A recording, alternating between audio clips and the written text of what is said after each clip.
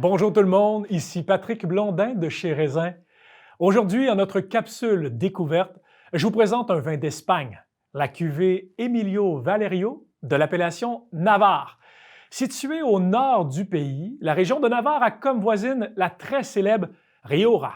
Contrairement à la région de Rioja, Navarre est moins connue, mais grâce au travail acharné de certaines familles, elle gagne en notoriété. Comme par exemple la famille Valerio qui a récupéré dans les années 80 plusieurs parcelles dont l'âge moyen de la vigne était de 50 ans.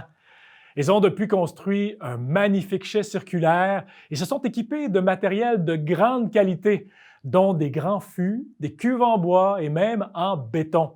Aujourd'hui, la Bottega possède près de 40 hectares, dont des oliviers, des champs de maïs et pratique une agriculture biologique tout en suivant les principes de la biodynamie. On aime ça.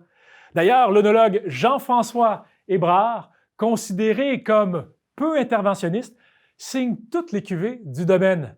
Mais qu'est-ce qui distingue la cuvée Emilio Valerio?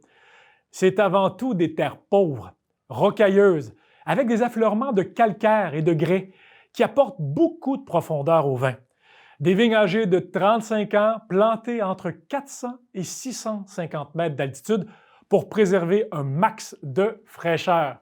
Et évidemment, aucun intrant ni sulfite est ajouté durant les vinifications. Mais ça goûte quoi? La cuvée Emilio Valerio de Navarre?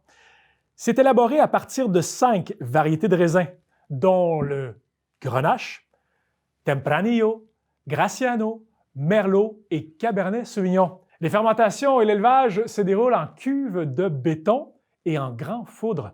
Au nez, le vin développe beaucoup de nuances aromatiques entre le cuir, le cassis, les fines herbes, la terre humide et même les notes balsamiques.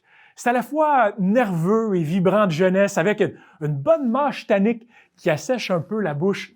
C'est dense mais bourré de fruits. La longueur est étonnante. Il y a beaucoup de matière pour un vin à moins de 20 $. D'ailleurs, essayez-le avec une pizza végétarienne ou à la saucisse italienne, un onglet de bœuf mariné aux herbes et au vin rouge, ou bien un tofu grillé aux saveurs aigres douces. Bonne dégustation tout le monde! À bientôt!